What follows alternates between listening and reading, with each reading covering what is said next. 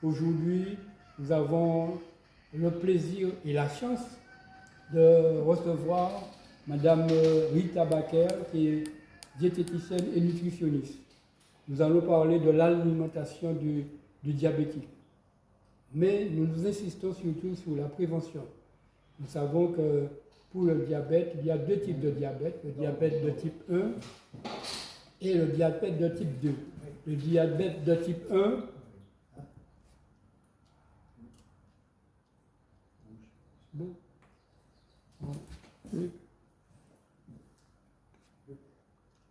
le diabète de type 1 intéresse surtout les enfants et les jeunes adultes. Et le diabète de type 2 concerne les personnes âgées à partir de 40 ans. Donc, ce diabète est très fréquent en Martinique. Il s'agit de l'alimentation surtout très sucrée qui provoque le diabète. Alors, je rappelle que le diabète est concerné par l'hyperglycémie. Nous avons dans notre organisme le pancréas qui sécrète l'insuline, et c'est l'insuline qui permet de régler la glycémie. Et quand cette glycémie est supérieure à 1,30 g jusqu'à 1,50 g, on commence à parler de diabète. Notre histoire est liée à cette industrie sucrière. Hein. Nous savons très bien que le sucre a été donné vraiment comme alimentation à partir de la traite négrière, où on a cultivé la canne à sucre pour pouvoir nourrir les esclaves. Et à partir de cela, il s'est développé, après la colonisation, une industrie sucrière qui a permis de se développer. Et aux États-Unis, il y a eu même un lobby du sucre qui a permis de changer, si on peut dire, les recommandations en ce qui concerne le sucre. Au départ, on a fait des études qu'on peut considérer comme frauduleuses, en disant que c'était les maladies, c'était les graisses qui entraînaient les maladies cardiovasculaires. Donc, comme les graisses entraînaient les maladies cardiovasculaires, il fallait réduire les graisses. Et pour réduire les graisses, dans les recommandations, on augmentait la quantité de sucre. C'est-à-dire, dans les recommandations, on disait qu'il fallait 55% de notre alimentation contenant des sucres. Alors, dans les sucres, il y a les sucres rapides et les sucres lents. Donc, on a augmenté la quantité de sucre dans ces recommandations. Et c'est ce qui a entraîné toutes les maladies chroniques qu'on connaît, avec l'obésité aux États-Unis et le diabète qui s'est développé dans le monde et chez nous aussi. Donc, avec Mme Rita Baker, nous allons insister sur l'alimentation, non seulement quand on est diabétique, mais sur l'alimentation qui nous permet d'éviter de devenir diabétique. Mme Rita Baker, que pouvons-nous dire? Alors bonsoir, bonjour, en fonction de l'heure à laquelle vous regardez cette émission. Alors effectivement, donc, je suis diététicienne nutritionniste holistique. Alors je vais tout détailler. Diététicienne, c'est l'art de pouvoir mettre le corps à la diète pour 1, 2, 3, 4 jours en fonction, un mois. Et de nourrir, donc d'apporter des éléments nutritifs au corps qui sont adaptés à son évolution. Donc diététicienne, l'art de faire la diète, nutritionniste, l'art de nourrir correctement l'organisme. Et holistique, c'est prendre la personne dans sa globalité. Nous sommes faits effectivement de chair et d'os, nous sommes un corps physique, mais nous ne sommes pas qu'un corps physique, nous sommes également un corps émotionnel. Nous avons senti des bagailles, nous sommes aussi en pensée, on a des croyances, on a une vision du monde, on a justement un paradigme à l'intérieur de nous, et puis on a un corps spirituel. Donc c'est important de pouvoir prendre en considération toutes ces différentes parties de notre être pour pouvoir être sur cette terre en toute sérénité. Voilà. Donc, c'est pour ça, en fait, que quand je parle du diabète, je vais parler sur toutes les facettes, parce que si on prend que le prisme de l'alimentation, on va perdre beaucoup d'éléments pour mieux comprendre ce que c'est le diabète. Donc, ce que j'aurais bien aimé faire comprendre à tout un chacun, c'est que le diabète n'arrive pas par hasard. Le corps donne toujours des signes de fatigue, des signes où effectivement on sent qu'on est irrité, qu'on voit flou, qu'on a effectivement, on urine beaucoup plus souvent, on va aux toilettes uriner souvent, régulièrement, on boit beaucoup d'eau ou encore on boit beaucoup de soda, comme par hasard on a envie de boire du soda, des choses sucrées, on a des démangeaisons, ça gratte. Donc ce sont des signes que le corps effectivement explique que ça ne va pas à l'intérieur et c'est pour ça en fait que je ne le dirai jamais assez, il faut aller consulter. Allez voir votre médecin, parlez-lui de ces petits désagréments que vous avez et soyez surtout à l'écoute de votre corps physique. Parce que c'est lui qui est avec vous du début jusqu'à la fin.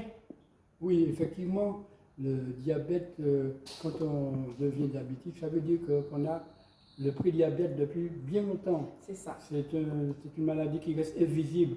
C'est pour ça que avant de parler du diabète, il faut parler des tests qui permettent de détecter le diabète. Il y a ce qu'on appelle la résistance à l'insuline pendant toute une période.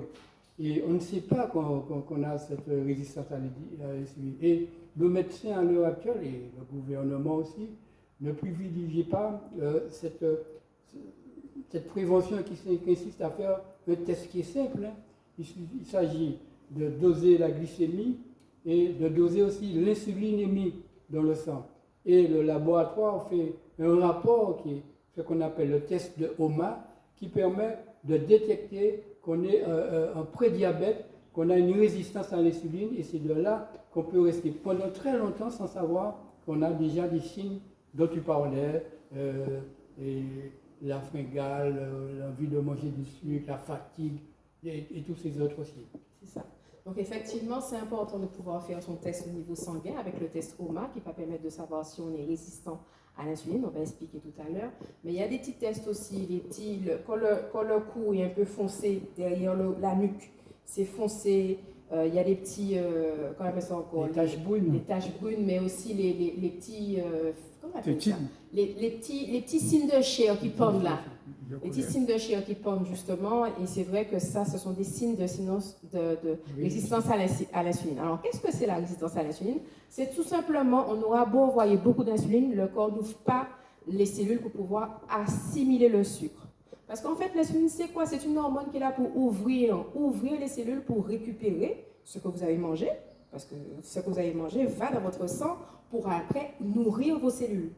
Donc, si ça reste dans votre sang et que l'insuline n'ouvre pas les cellules, les muscles, le cœur, le foie, enfin, tous les organes et toutes les cellules du corps, le sucre reste dans le sang.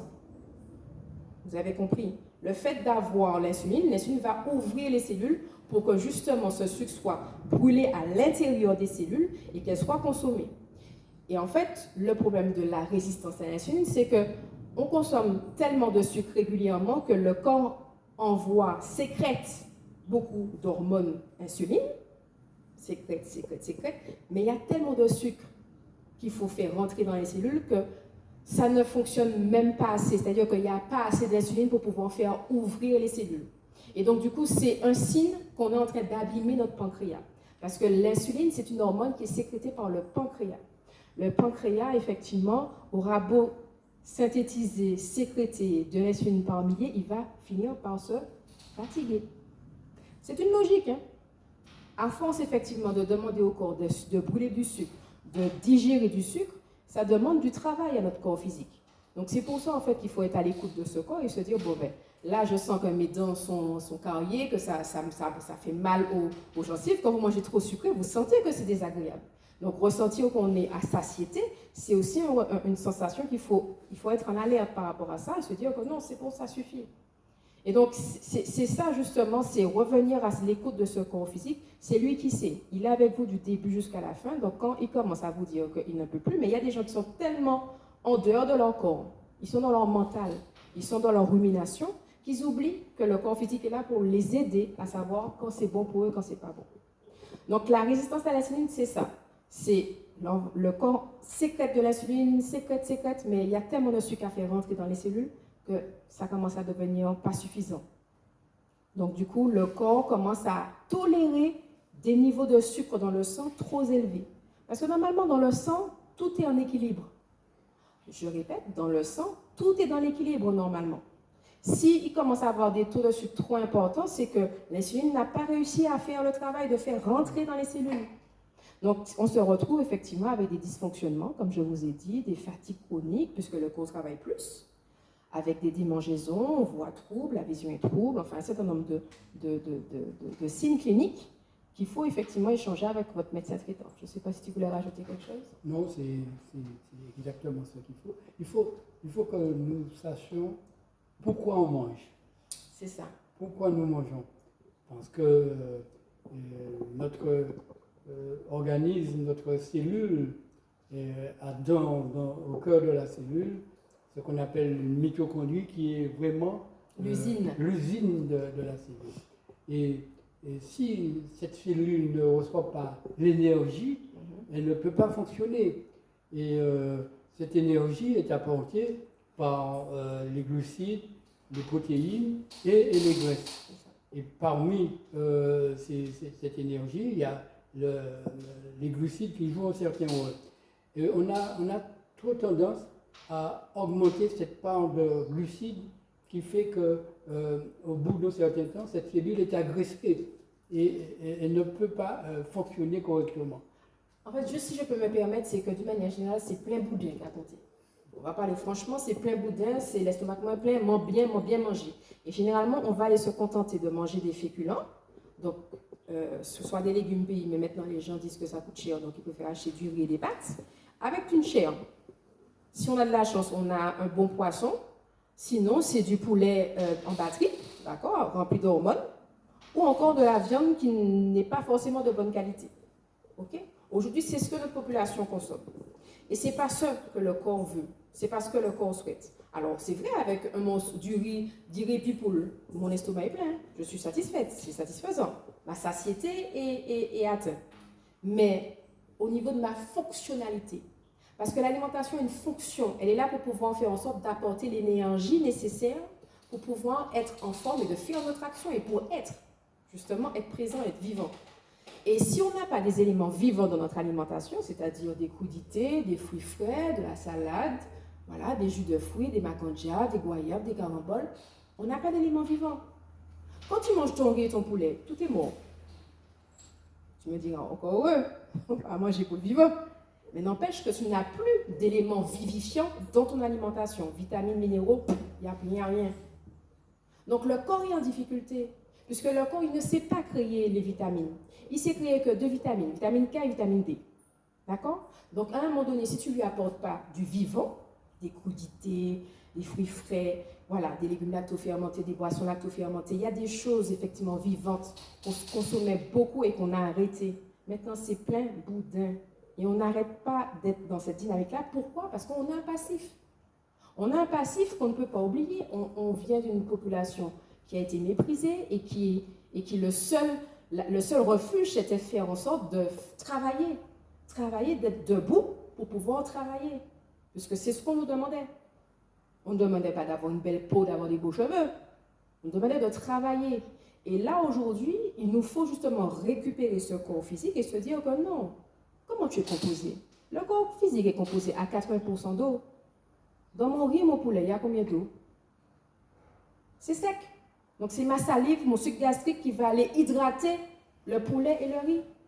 Et c'est ça justement qui est déprimant. C'est se dire effectivement, mais je vais faire en sorte que mes 80% d'eau à l'intérieur de mon corps soient renouvelés chaque jour. Pas une fois dans la journée, pas une fois dans la semaine, pas une fois dans le mois, mais tous les jours, je renouvelle mon eau. 80% d'eau. C'est-à-dire que si je me mettais debout et que je remplis mon corps d'eau, l'eau qui est arrivée là, il y a de l'eau partout, dans chacune des cellules. Donc il faut renouveler cette eau-là. C'est une eau qui ne doit pas cogner, comme on dirait. Elle doit être vivifiante. Donc il faut impérativement apporter de quoi renouveler cette eau. Et où c'est qu'on trouve l'eau de façon naturelle? Dans les crudités, dans les fruits frais.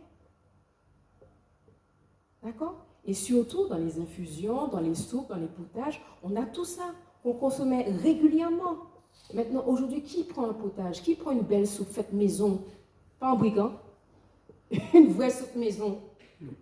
Et en fait, à partir du moment où tu as compris que déjà, toute la population, de manière générale, alors je ne veux pas dire toute la population, il y a des gens qui sont militants et qui ont compris que leur corps, c'est la richesse et ils font en sorte de bien s'alimenter. Mais il y a une grande partie de notre population, c'est aller au plus rapide. Boudin en plein, eh bien, aille dormir, il bon. Et le problème, c'est que notre corps n'est pas fait pour pouvoir digérer que ça. Il a besoin d'éléments fonctionnels, de fruits frais, de crudités, de légumes verts, de fibres. D'accord? Pour pouvoir fonctionner. Et en fait, ce qui se passe, c'est que le diabète est toujours sur un terrain où on ne mange pas forcément bien. Et donc, on va forcément dire, ah, on va manger mal, c'est normal au diabétique. Mais ce n'est pas forcément que l'alimentation. Généralement, il y a toujours un petit choc émotionnel. Il y a toujours un petit décès ou une petite perte de confiance. Un événement, anodin des fois, qui fait que ça fait mal. Il y a quelque chose qui s'est passé, un événement qui m'a fait mal et que je n'accepte toujours pas. Rappelez-vous, les maladies n'arrivent jamais par hasard. Donc c'est important de pouvoir se poser, se dire, mais ça qui passé. Mon corps physique, tu es là avec moi depuis le début jusqu'à la fin. Pourquoi là? Qu'est-ce qui se passe? Pourquoi tu dysfonctionnes? Alors oui, je l'alimente mal. Donc forcément, le camarade n'est pas content. Parce que c'est ça aussi, ton corps physique, il faut pouvoir prendre soin de lui, bien l'alimenter. Mais il est avec toi aussi dans les moments difficiles. Quand il y a des épreuves de la vie, il réagit aussi. Et c'est pour ça qu'en médecine traditionnelle chinoise, on apprend que le pancréas, c'est le siège de la confiance. Et s'il y a eu un problème, un événement où on a perdu confiance, forcément, c'est le pancréas qui va dysfonctionner. Forcément, c'est le pancréas qui va dysfonctionner. Et donc, du coup, le diabète peut apparaître. Non seulement il y a ça, mais il y a aussi toute cette notion en fait de parasites. On a des parasites dans notre corps qui vont aller et qui aiment, il y a une certaine, la douce du pancréas aime beaucoup l'insuline. Elle va téter l'insuline et te dit, mais c'est bizarre, je fais du sucre, je mange bien, tout va bien, je suis sereine. Il y a aussi cette notion de parasitologie qu'on ne prend pas assez en considération. Donc, il y a beaucoup de choses à dire sur le diabète, mais aujourd'hui, ce qu'on veut effectivement parler, c'est cette notion de prévention. Prévenir sur le fait que manger sainement, c'est déjà le premier palier. Le deuxième palier, c'est vivre avec sérénité, parce que sérénité égale santé. Alors, c'est facile à dire, hein. Je suis la première à dire, c'est facile à dire, parce que la vie c'est pas un bol de tout le monde. Mais n'empêche que ça s'apprend. Quand tu commences à conduire, tu es comme ça avec ton rétroviseur, pied sur le frein, tu ne sais pas à n'importe quel moment, il y a une moto qui passe, il y a quelqu'un qui passe devant toi. Il faut pouvoir être vigilant. Eh bien, c'est pareil dans la vie. Soyons vigilants. Il y a des événements qui peuvent arriver à n'importe quel moment. Et donc, pouvoir se dire, j'ai mon pied sur le frein, mes yeux sont dans le rétroviseur et je conduis avec assurance et je sais que je suis au contrôle. Voilà, donc ce sont des petites choses qui sont importantes à pouvoir dire parce qu'on n'en parle pas assez. Alors, je suis diététicienne nutritionniste holistique, j'ai précisé, hein, parce que pour moi, c'est fondamental de mettre en balance la notion émotionnelle, surtout dans le diabétique. C'est très important. Et puis, on va revoir ensemble sur l'alimentation. Je ne sais pas si tu veux rajouter quelque chose sur... Non, simplement pour dire que on n'a pas besoin de sucre, en fait. Hein. Notre organisme tout seul fabrique du sucre. Et par contre, on a besoin, parce que notre organisme ne peut pas synthétiser ça, c'est les protéines, les acides aminés essentiels et certaines graisses. On parle du bon cholestérol. Donc, l'organisme peut vivre sans sucre pendant plusieurs jours. Il y a des gens qui ont démontré qu'on pouvait jeûner pendant une quinzaine de jours sans sucre. Donc, l'organisme peut synthétiser tout seul le sucre. Par contre, les acides aminés essentiels, les bonnes graisses, l'organisme ne peut pas les synthétiser. Et c'est ça qu'il faut prendre en compte dans la quantité de sucre qu'il faut et les autres éléments de procurer l'énergie. Ouais, juste rajouter de faire la différence entre sucre naturel et sucre industriel. Parce que ça, des fois, c'est un peu compliqué pour certaines personnes de comprendre qu'il y a une différence entre la macanja que je mange et le flou que je mange. Vous avez déjà compris que c'est quoi la différence? La macanja, elle va m'apporter des fibres, elle va m'apporter de l'eau, elle va m'apporter des minéraux, du magnésium, elle va m'apporter des éléments, d'accord, qui vont nourrir mon corps physique, d'accord? Alors que le bâton glacé, parce qu'on n'est pas là pour faire de la pub, le bâton glacé que je prends, qui est industriel et qui est avec des colorants, avec un sucre à base de sirop de glucose, qui n'est pas un vrai sucre, ne va pas arriver dans le corps pareil. Puisque le corps, lui, c'est un être naturel. Donc, il aime quand il reçoit des choses naturelles.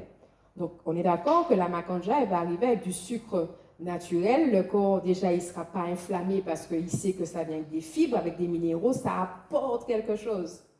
Là, le bâton glacé, là, la glace avec de plusieurs couleurs, ça va aller inflammer le corps parce que le corps se dit, mais qu'est-ce que vous voyez là-bas, moi?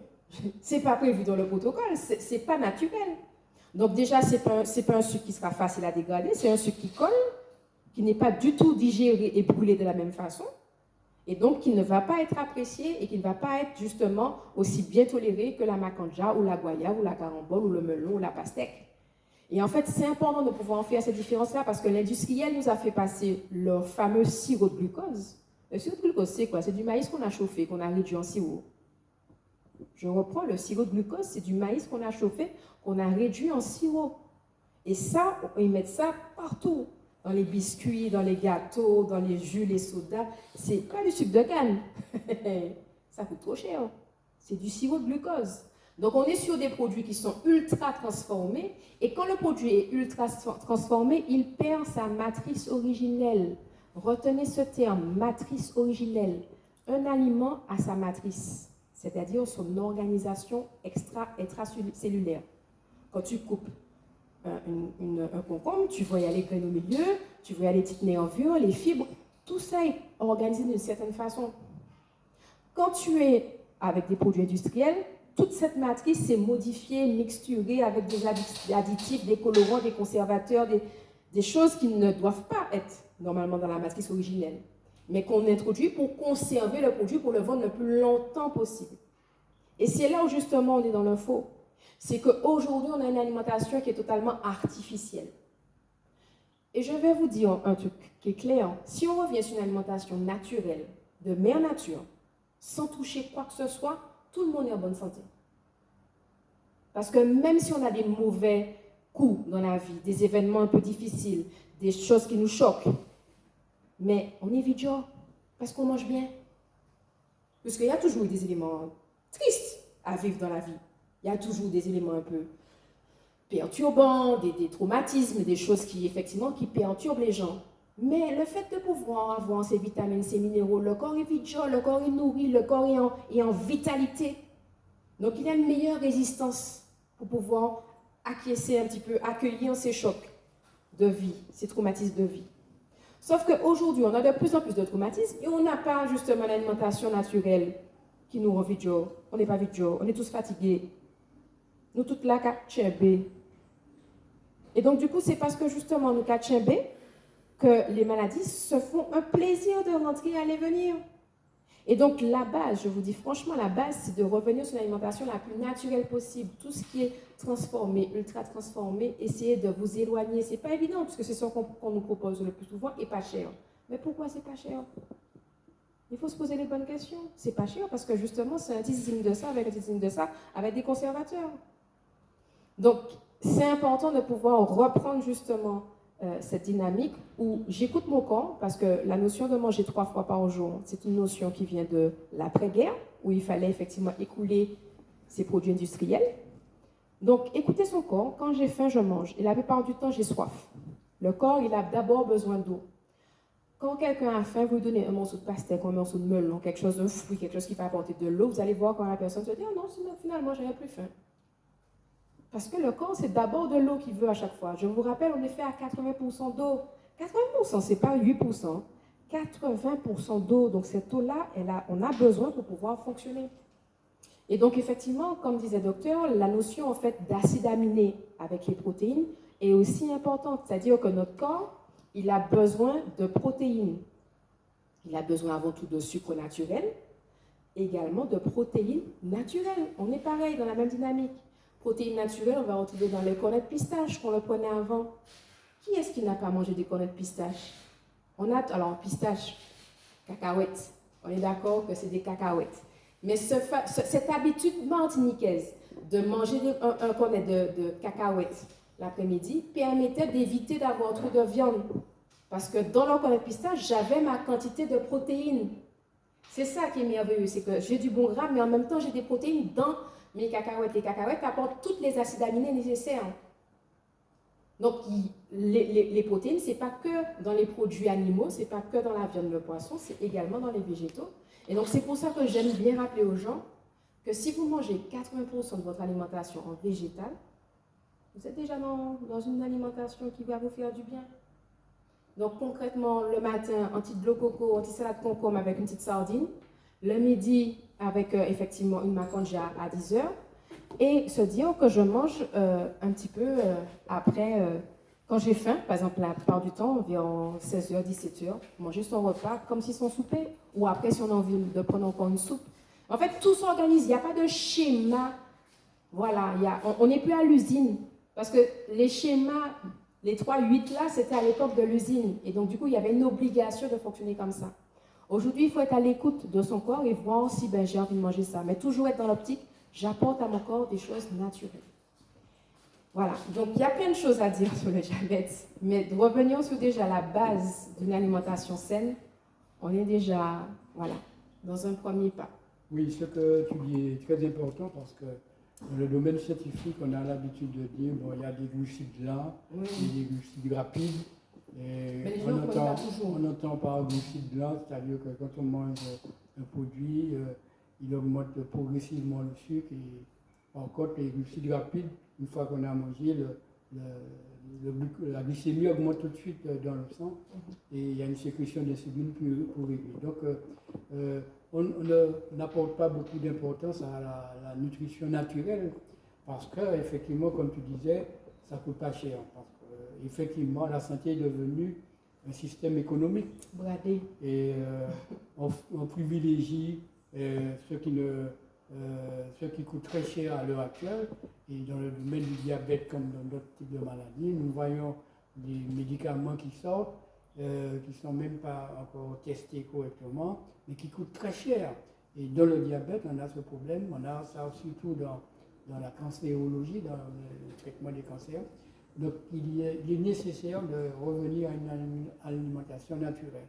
Donc tu vas nous parler maintenant de ce qu'il faut manger dans le diabète et dans la prévention du diabète. Alors, dans l'alimentation du diabétique, on a remarqué un certain nombre de choses. On a remarqué qu'il y a des IG bas, index glycémique bas. Ça veut dire quoi? Ça veut dire que si tu manges, par exemple, une glace, le sucre qu'il y a dans la glace va passer beaucoup plus vite dans ton sang que si tu manges, par exemple, un carreau de fruits à pain. D'accord? Le carreau de fruits à pain, le temps que tu mastiques, le temps que ça se dégrade, parce qu'il y a quand même des fibres, le sucre va arriver au fur et à mesure dans ton sang. Alors, je vous rappelle, le diabète, c'est un problème de concentration de sucre dans le sang. Normalement, je vous dis, le sang est censé être à l'équilibre. Il ne doit pas avoir de teneur plus importante que d'autres. C'est à l'équilibre. Quand vous mangez, vous mastiquez, vous avalez, vous digérez, après, ces petites molécules vont passer à travers votre intestin et vont aller nourrir votre sang. D'accord? La cuisse de poulet ne va pas directement dans le sang comme ça. Il y a tout un processus de digestion et d'assimilation qui fait que ces petites molécules vont aller nourrir le sang et le sang va faire sa livraison. Comme le facteur va livrer les colis pour chacune de vos cellules. D'accord? Donc, c'est pour ça, en fait, que l'index glycémique, c'est la rapidité avec laquelle le sucre de l'aliment que vous mangez passe dans le sang. Donc, vous avez bien compris que plus vous prenez des index glycémiques bas, donc des aliments qui vont faire monter le sucre très lentement, pas aussi rapidement, c'est le plus important. Donc, entre une glace et un carreau de fruits à pain, forcément, je vais choisir le carreau de fruits à pain. Entre un carreau de fruits à pain et des lentilles qui sont très cuits en crème et tout ça, je vais préférer le carreau de fruits à pain. Parce que les lentilles, quand elles sont très très cuites, elles se développent en sucre. Et donc, du coup, ça fait que la charge glycémique est plus importante. C'est-à-dire que le taux de sucre est plus important, donc ça passe aussi vite. Donc, en fait, en clair, plus l'aliment est naturel, plus l'aliment a sa structure fibreuse, donc avec des fibres, moins ça va aller vite dans le sang. OK? Par contre, plus l'aliment est industriel, avec mixé, avec des additifs, avec des colorants, avec des choses comme ça, vous aurez généralement un index glycémique plus élevé. Le sucre va arriver beaucoup plus vite dans le sang.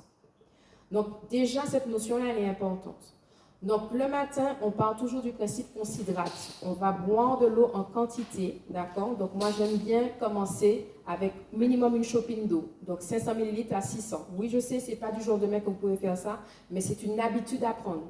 Vous commencez par avec un petit verre, après un moyen verre, après un grand verre, et après, vous allez monter au fur et à mesure.